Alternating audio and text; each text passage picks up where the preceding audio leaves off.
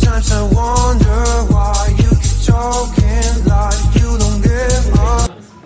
그리고 거래소 뭐 코인베이스 아시는 분은 아실 거예요. 코인베이스 프로 등등에 소개되어 있습니다. 그리고 뭐 파트너십은 유니세프나 뭐 다양한 이제 마이크로레슨 다양한 회사도 있고, 그 다음에 뭐 메이커는 갖다 주시는 거머스 부분인데요. 그 다음에 끝났는데 제가 이렇게 짧게 생각한 이유는 뭐냐면 저희 미덕에 오신 분들이 많아가지고 좀 더 그 질문이 있다면 어차피 네트워킹 이벤트도 있고 해서 따로 질문하시면 되고요. 그러면은 이제 그 발표 자체는 여기서 멈추고 혹시 그 질문 있나요? Anybody has any questions? Question answer? 네, 질문 있는 분들은 뭐 질문 주시면 됩니다. 질문 있나요? 네, 맞아요. 더 떨어지게 되면 저희가 청산 시스템이 있습니다.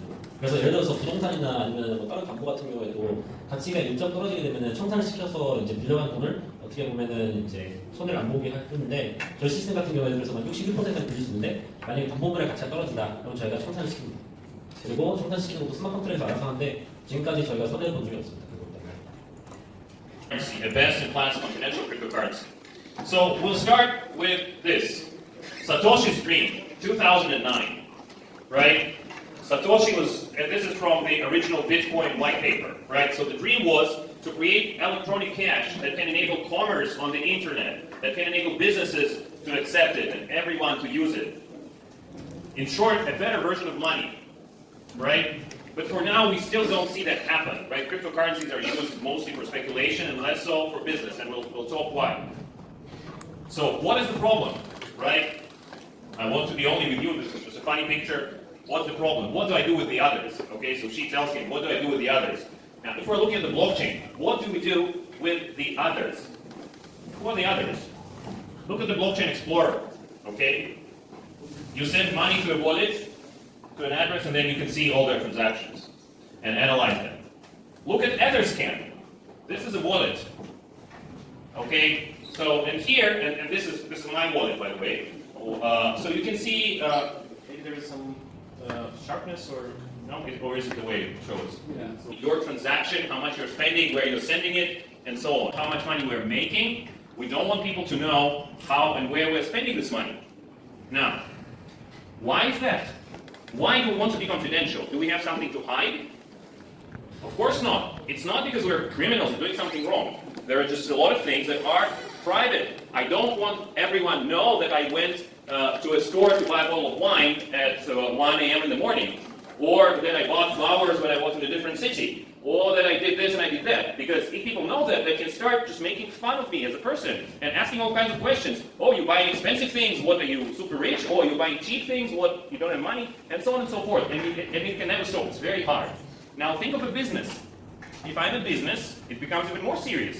Because if all my financials are public, then my competitors know exactly how much I'm making and where, what I'm buying and from which suppliers, how much I'm paying to my employees, and this becomes a big problem, right? But that's what we have today on most of the cryptocurrencies, right? That's what most of the cryptocurrencies are today. Everything is transparent for anyone. Now, people realize that. People realize there's a problem. So in 2014, a project called Monero was started. How many of you heard of Monero? Monero, it's one of the first confidential cryptocurrencies.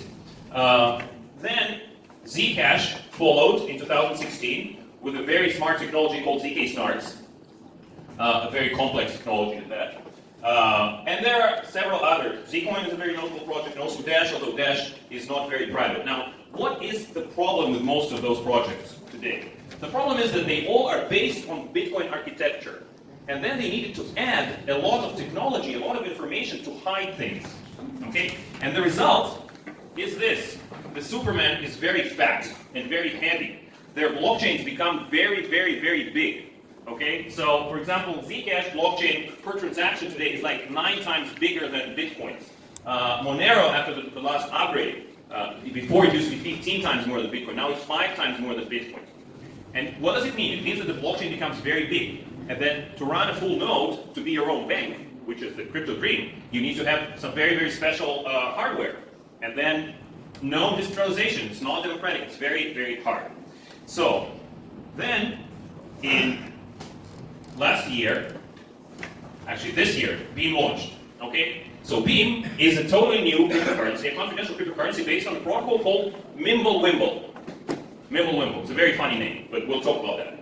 So it's a very classic coin in the sense that it is proof of work, it is decentralized, it is permissionless, and it is deflationary.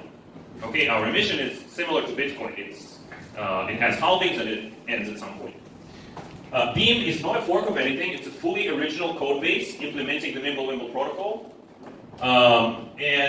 We started development in March last year, and only in less than 9 months we launched on January 3rd. We launched our mainnet, and we've been active since then, and we are active since then. So, what is Mimble Wimble, and why is it so interesting? So first of all, Mimble Wimble is coming from Harry Potter, right? It's a very popular saga, great books. I personally love them. So Mimble Wimble is a spell, a magic spell that makes you silent. If I do a Mimble Wimble on somebody, they cannot speak about a certain subject. So the idea is that this blockchain does not spill your secrets, right? It keeps everything confidential. And it combines, for the first time, confidentiality and a compact blockchain. Okay? The protocol was published in July 2016 by an anonymous author, like Satoshi style. Okay, somebody under a name of Voldemort, Thomas Elvis Jedusor. And that person just published a very crude white paper. It was just plain text explaining the core principles. And then people started working on it, and then eventually a project called Grin, which we'll talk about, started in 2016, and Beam started in 2018. So what is this Mimble Wimble thing? Okay, so what is the idea? So what is so special about it? So first of all, it doesn't have any addresses. Okay, no addresses. No addresses. It is a disadvantage. We'll talk about it a little bit. Sender, receiver, and amounts are not visible on the blockchain. You look at the blockchain, you can see the number of blocks, and you can see the total number of transactions, but you cannot see anything else. You don't know who sent what to who. Okay, fully confidential. And blockchain does not actually store the history. It does not store the history. It's very different from all the other blockchains, or most of the other blockchains that we know, that store all the history. So in Mimble Wimble, the history is not stored. You don't need the history to validate all the blockchain. So how does this blockchain look? Are you here familiar with the word UTXO? Anyone? Unspent transaction output, right? The coins, a bag of coins, right? It's same in Bitcoin and a lot of others. So the blockchain box with 50, and Alice creates a box for herself with 30, right? The change. Okay? So they create this, and they also create proofs that prove two things. One is that the amount of inputs equals the amount of outputs. Okay? So here 80 equals 30 plus 50, right? Because if it doesn't equal, if it's not equal, then we can print money, right? Because then I can take 80 and give him 1,000, right? So, but it must be equal, otherwise the transaction is illegal. And also they prove that all the values here are positive, greater than 0. Why is that? Because the first condition, if only the first condition is true, then I can do 80, 100, minus 20, right? The sum is still 0, right? This equals this. But then suddenly we printed money. So both parties sign the transaction with their keys, and then send it to the blockchain for validation. Okay. So now, when we started this process, I said that they start talking, right? But before that, I said that there are no addresses in Mimble Wimble. So how do they start talking? So in the initial implementations of Mimble Wimble, people, and still in some of the wallets that, for example, Green uses, you need to send a file by email to start a transaction, or by Telegram or WeChat, called a kernel that is like very small condensed proof that is less than 200 bytes. Okay, so the blockchain doesn't grow that much with the number of transactions, it grows with the number of UTXOs of the same consequences. Added, it's a little bit technical, but actually very interesting. So in most blockchains, when you issue a transaction, right? So let's say you have your own node, you create a transaction, you usually send it to several other nodes, to your neighbors, right? Because it needs to get to everyone eventually. And they send it to others as well, right? And then this way it reaches all the nodes. But if there is an attacker who controls a significant number of nodes, then they can match when they receive this transaction from different paths, and then they can guess your IP address, and anonymity suffers a lot. So in Beam, we implemented something called Dandelion++. And Dandelion++ is a nice program named after the flower, right? This flower that you Can anyone? What's the name of the flower in Korean? Anyone knows? 민들레. Mimble. So, sorry. So you will see it's similar. So I create a transaction. I don't send it to everyone. I just send it to another node. Then paying with credit card or Bitcoin is not a very smart thing to do because somebody can know that you did it. So you should use a confidential way. That's for all the platforms: Windows, Linux, Mac, iPhone, Android. We have just released recently atomic swaps, an ability to swap Beam for Bitcoin and Litecoin, and also Quantum Coin. And we're working on better UI for that. And we're also working on hardware wallets, on Lightning integration for fast payments, and something that's called one-sided transactions that actually solve the problem of Mimble Wimble. Remember, we said that Alex and Bob need to talk. Started working on this product. We were the first to launch, and we are in very good relationship with the green team. Okay, because we think that there is enough space for a lot of good projects, and we're both implementing this Mimble Wimble protocol. So we really respect them, and they respect us. So, but we're different, totally different. So the protocol is really the same, but the differences here, the differences begin. So our emission is capped, as I mentioned. We have in total 262 million coins over 133 years, while Grid's emission is constant forever, 60 coins per minute. Our governance is based on a company right now. We're moving to the foundation, and eventually we'll be moving to a community-governed model. Grin started as a community project from the get-go. They are right now much more decentralized in terms of development than Beam. We think our model is good because it allows, in the initial stages, to really develop things very fast. Okay, and we have a professional team that is paid for and that can do things that's working 24/7. Okay, we also have a very strong public roadmap that is on our website. So right now we're somewhere here, but we have a lot in the plans for this year. And there are also some things that are still not on the official roadmap, but I'll talk about them a little bit next. Okay, so as I mentioned, usability, right? We have full UI, very comfortable, very nice wallets, and now I'll let you have a chance to use them. For all platforms, for Grin, it's still mostly command line. They are improving, but it takes them much more time. So it's less usable at the moment. And in terms of privacy, we both use Mimble Wimble and Dandelion protocol, but as I mentioned before, we also added the decoy outputs, which really improve the privacy. Protects people, there are auditors, whether we like it or not, and especially if we're talking about businesses, right? Private people may not need to even deal with those, but businesses have to, right? So, but if the coin is fully confidential, then how do you do your taxes? How do you come to the bank? How do you do anti-money laundering, AML? Impossible, right? If the coin is fully private. So what is needed for digital currency, and actually for any kind of digital value, is not just confidentiality and scalability, it's also compliance. And we think it is opt-in compliance, meaning that people need to choose whether they want to create a trail on the blockchain or not. Stable coins, like MakerDAO and a lot of others, security tokens, derivatives, debt, even CryptoKitties, everything needs those three properties: confidentiality, scalability, and opt-in compliance. Today, it's not available, right? So in Bitcoin, you may be compliant, but the price is there's no confidentiality and also no scalability, or not a very good scalability. So people who want to be compliant will install a special business wallet, and they will create a trail that will be stored off-chain, but that will reference the blockchain. And then eventually they will be able to prove that all of their transactions were correct. It's true for Maker, and it's true for Tether, and it's true for everyone. And if you noticed, the amount of trading of stablecoins is huge. I think it's like several times the total market cap of all the stablecoins is traded every day. And stablecoins are actually used for business today, right? It doesn't make sense to use stablecoin that much for speculation, right? Because it is stable. You usually don't make too much money on change in the rate, right? So it's a very important use case. STOs is the same. There is a lot of talk about STOs. We already announced a partnership in this space.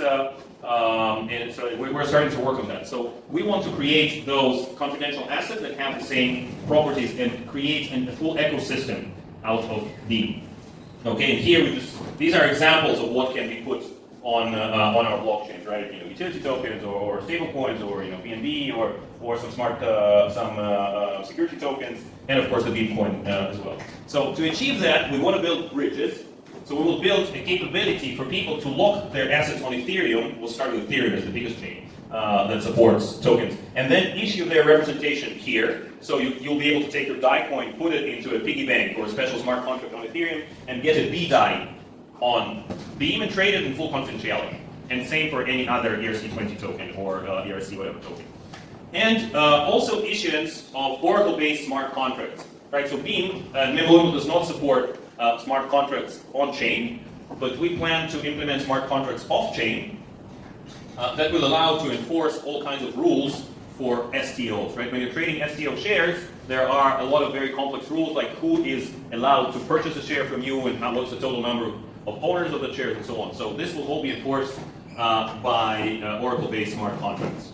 Okay, so these things are on our more strategic roadmap that we're starting to work on right now. And again, as I mentioned, stablecoins are a very important use case for those confidential assets. So that wraps up our roadmap. One more thing, we're now introducing multi-language in our wallets. So here, and thanks to our friends who helped translate to Korean. So these are the desktop wallet screens. These are the iPhone screens. So and this is our UI, as you can see, translated to Korean. If anybody notices any issues, please let me know. So here are the beautiful screens that you can use. And as the next step, and during maybe the time for questions, I really recommend you guys to download on your mobile phones, to download our wallets. It's very easy. And then we have implemented a faucet, like a place where you can get some free coins, a very small amount. But when you download the wallet, you can just click the receive button, this button here, this one, right? And then you just copy this address.